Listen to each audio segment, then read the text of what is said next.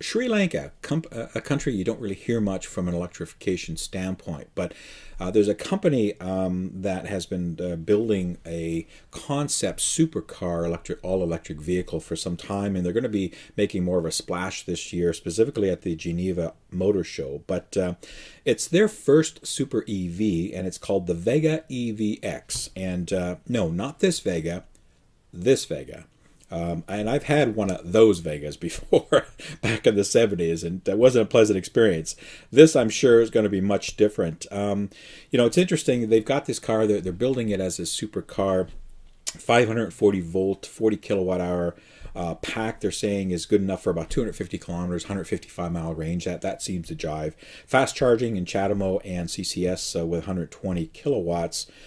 Just kind of scrolling to some of the specs. Now, they want to get this thing under 3 seconds for a 0 to 100 kilometer time, or 0 to 62 mile per hour time. They got a couple of 300 kilowatt motors that they're outfitting this thing with, which gives a combined torque of combined horsepower of 804, horsepower and torque of about 560 Newton meters, and it could even be more than that depending on how they tweak it. Now, this thing's not going to be cheap. They're advertising about 250,000 United States dollars, or USD. So this is going to be for the half of the 1%ers out there, basically. But I think what we can take from this is that we have a country that we would not have thought is in the involvement of electrification, and even building their own vehicles and learning that whole process and understanding what goes into that.